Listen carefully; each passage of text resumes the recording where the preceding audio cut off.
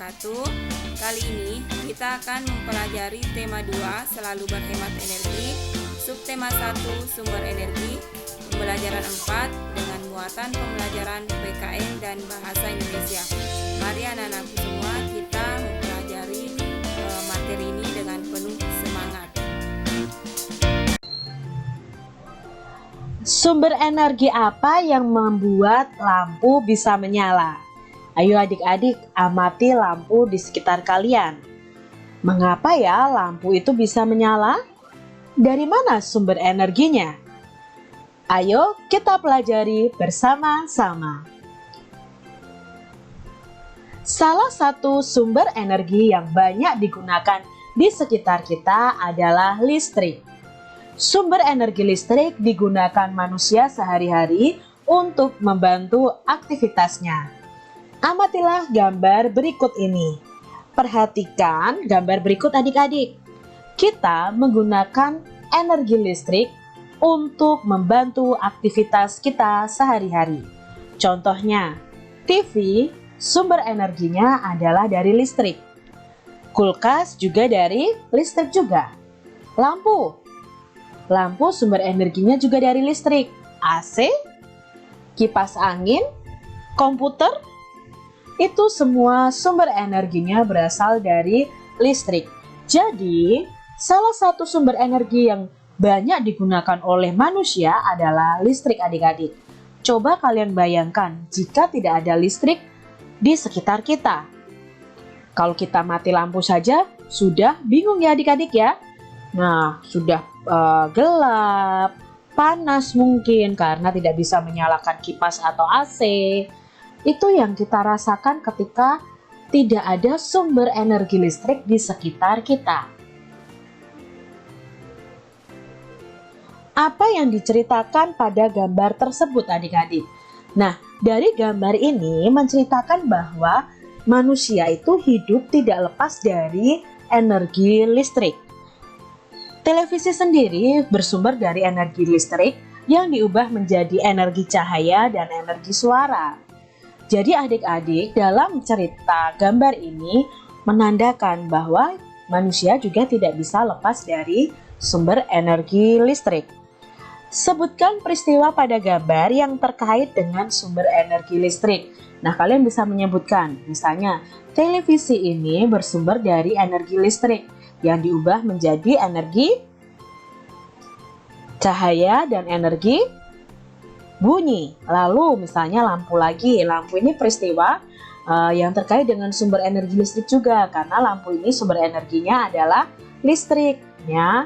Nah, ini mengubah energi listrik menjadi energi cahaya dan energi panas.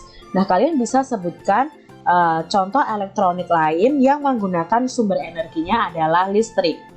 Tuliskan juga gagasan pokok dari gambar ini. Nah, gambar ini gagasan pokoknya adalah salah satu sumber yang sering digunakan manusia adalah sumber energi listrik. Listrik merupakan sumber energi yang membantu kita melakukan aktivitas sehari-hari.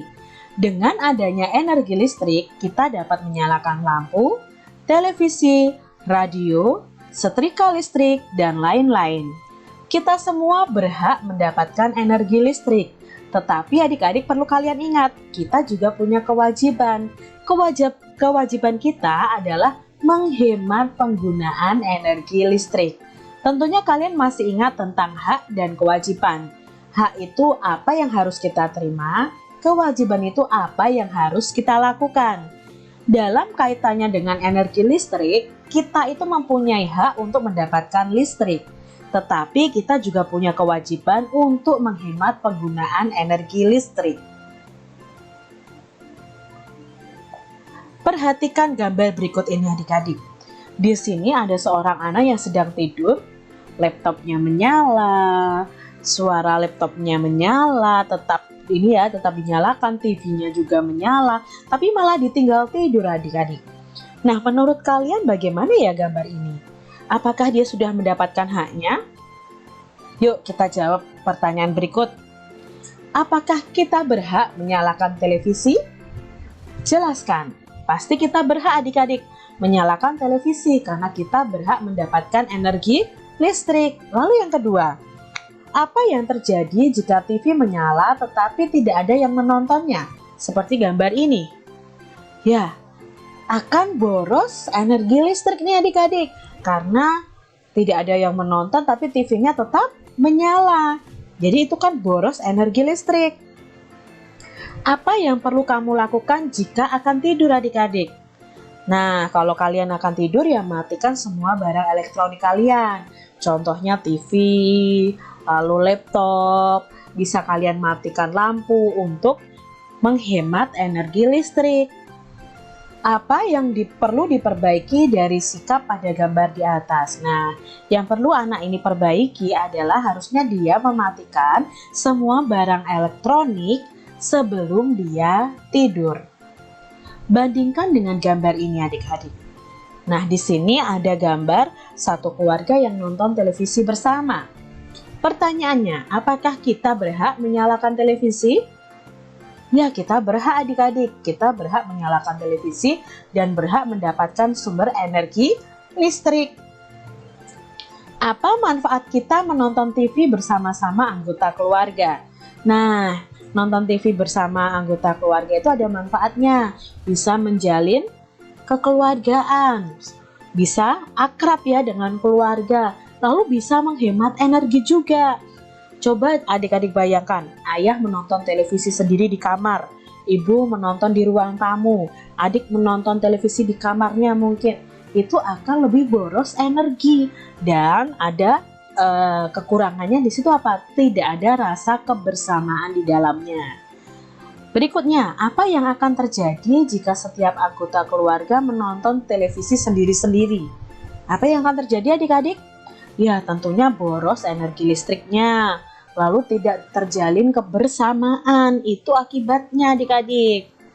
Lalu, hal baik apa yang dapat kita contoh dari gambar di atas? Hal baiknya ya, tercipta kebersamaan dalam keluarga. Jadi di situ ya, kita bisa bercanda bersama, bisa menonton bersama. Itu adik-adik hal baik yang bisa kita contoh dari gambar tersebut. Nah, ini adalah langkah tepat untuk berhemat. Kak Citra ambil dari gambar dari PT PLN, nah perusahaan listrik negara. Nah, ini adalah contoh langkah-langkah yang tepat untuk menghemat energi listrik. Yang pertama, matikan peralatan elektronik seperti TV, radio, VCD, dan lain-lain apabila sudah tidak digunakan lagi.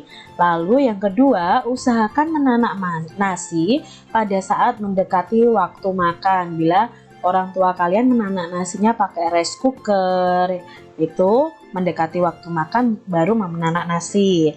Berikutnya, aturlah suhu lemari es sesuai dengan kebutuhan, karena semakin dingin maka semakin besar pula energi listrik yang dibutuhkan. Jadi suhu di dalam lemari es ini harus diatur, karena kalau semakin dingin ya nanti energi listriknya juga semakin besar. Yang keempat, gunakan mesin cuci sesuai dengan kapasitasnya untuk mengurangi beban pemakaian energi listrik. Jadi kalau mencuci ya, kita mencucinya kalau baju kita sudah menumpuk agak banyak. Jangan cuma 1-2 baju lalu dicuci, itu boros energi listrik.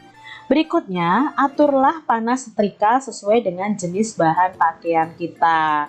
Yang keenam, gunakan pompa air apabila air dalam bak penampungan sudah hampir habis. Ini adalah langkah tepat untuk berhemat energi listrik.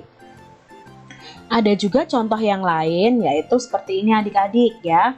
Kak Citra ambil dari Kominfo. Nah, adik-adik bisa lihat di sini bagaimana kita menghemat listrik di rumah kita. Dari pemakaian kulkas sendiri ya, pastikan pintu kulkas selalu tertutup rapat. Isi kulkas secukupnya. Jangan sering membuka pintu kulkas ya, itu. Lalu untuk AC, kalian yang di rumah kalian ada AC nih, matikan AC bila ruangan tidak digunakan. Atur suhu AC sesuai kebutuhan, sekitar 24 sampai 27 derajat Celcius. Jadi gunakan timer untuk mengatur pemakaian AC. Gunakan kapasitas AC yang sesuai dengan volume ruangan. Lalu untuk menghemat lampu nih, matikan lampu bila ruangannya tidak digunakan. Pergunakan lampu hemat energi dan kurangi pemakaian lampu pijar. Bersihkan lampu secara berkala. Untuk mesin cuci sendiri kita juga harus menghemat listriknya. Gunakan mesin cuci hanya pada saat cucian banyak. Pakai mesin cuci sesuai dengan kapasitasnya. Isi air sesuai petunjuknya dan kurangi penggunaan pengering listrik dan lakukan pengeringan dengan panas matahari secara langsung. Lalu untuk penggunaan komputer itu mematikan layar monitor apabila sedang istirahat. Gunakan resolusi display atau gunakan kecerahan ya kepada komputer atau pada laptop itu dengan rendah kalau kalian punya laptop adik-adik.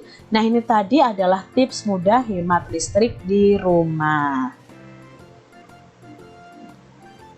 Sekedar mematikan lampu saat tidur, menyalakan barang elektronik hanya ketika kita butuhkan adalah hal sederhana yang bisa kita lakukan untuk menghemat energi listrik.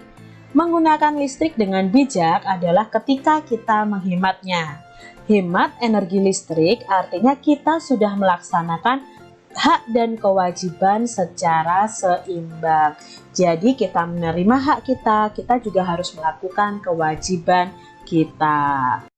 Nah, bagaimana anak-anakku semua? Materi pembelajarannya sudah bisa dipahami ya. Jadi video kali ini sampai di sini dulu. Sekian, terima kasih. Semoga bermanfaat untuk anak-anakku semua. Assalamualaikum warahmatullahi wabarakatuh.